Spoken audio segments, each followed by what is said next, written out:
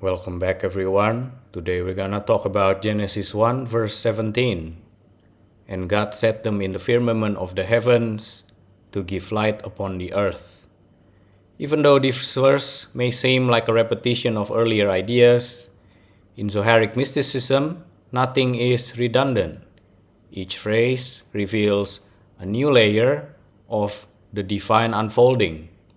Verse 17 is a confirmation of a previous declaration which was made in verses 14 to 16, but now with actual placement. God sets the luminaries in the firmament, signifying their function, position, and spiritual alignment. The Zohar delves deeply into the implication of placement, cosmic mediation, and how divine light descends through structure. The first phrase we have, and God set them, establishing cosmic order. The verb vayiten, in English, he set or he placed, indicates fixedness, purpose, and intention. The Zohar teaches that this is not a passive placement, but a sacred ordination. God assigns each luminary a precise path, measure, and time. This aligns with the mystical principle of Seder Histalselut, in English, the orderly chain of spiritual descent. Divine energies must be placed properly within the spiritual architecture to reach the lower world safely. The sun, moon, and stars are thus not random entities. They are divinely programmed channels installed to fulfill their role in the cosmos. The next phrase we have, in the firmament of the heavens. This is the channel between worlds. The firmament represents the threshold between upper spiritual worlds and the lower realms. In the Zohar, this corresponds to the Sephirah of Yesod, the channel that gathers the flow from the upper six Sephirot and transmits it into Malkuth, which is the earth dimension.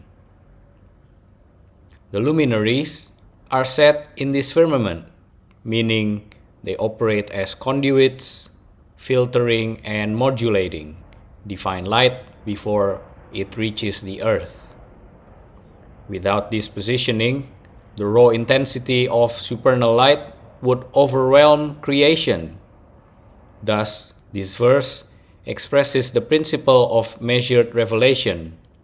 God does not just give light, He places it through vessels to match the capacity of the receiver. The next phrase we have, to give light upon the earth. Purposeful illumination. The Zohar emphasizes that the purpose of setting the lights is not self-contained. They exist to give light upon the earth. This refers not only to physical illumination, but to spiritual enlightenment, guidance, and awareness. The earth in Kabbalah symbolizes Malkuth, the Shekinah, the realm of receiving, embodiment, and action. The role of the luminaries is thus to awaken the lower world, to inspire spiritual consciousness, and to make the divine visible within the physical. Light is not complete unless it reaches its destination and transforms it. So the Zoharic insight, this is the transmission of divine light through Tzimtzum. The Zohar often returns to the theme of the Tzimtzum, which is the constriction of divine light, so that creation can endure it. This verse is an example that even the luminaries, radiant as they are, do not emit raw divine energy.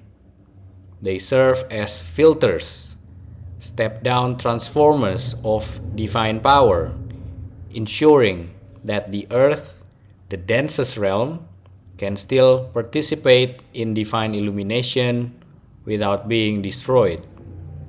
This teaches that true enlightenment requires calibrated transmission, not overwhelming force.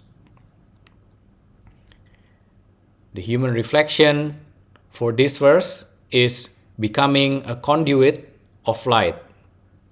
The Zohar sees displacement of luminaries as a model for the soul.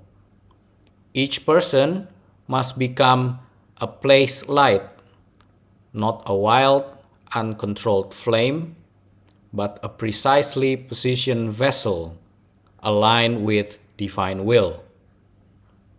Just as the sun and moon are assigned their place in the firmament, so too every soul is given a unique mission and spiritual orbit.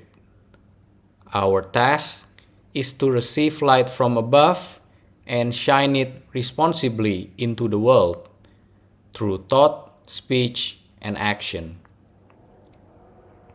In this way, the verse is both cosmic and personal, a blueprint for the universe and a call to spiritual alignment. So Genesis 1 verse 17, according to the Zohar, is not mere repetition. It is the activation of divine intention. God sets the light in the firmament, meaning He positions the sun, moon, and stars with precise order and purpose. This act reflects the principle of measured spiritual transmission. Light must be placed through proper vessels and channels to reach the lower realms without overwhelming them. The firmament represents the Sephirah of Yesod, the spiritual pipeline that transfers divine energy to Malkuth, which is the earth. The lights are not ends in themselves. Their whole purpose is to give light upon the earth.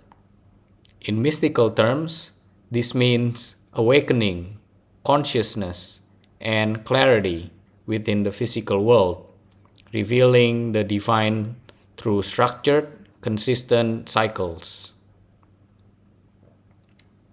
Displacement mirrors the soul's mission to receive spiritual sight and shine it forth with intention and balance, like the luminaries. We are meant to illuminate the world, but only when we are correctly aligned, placed within our proper spiritual context. This verse teaches the mystical principle. Light without structure is chaos. Structure without light is lifeless.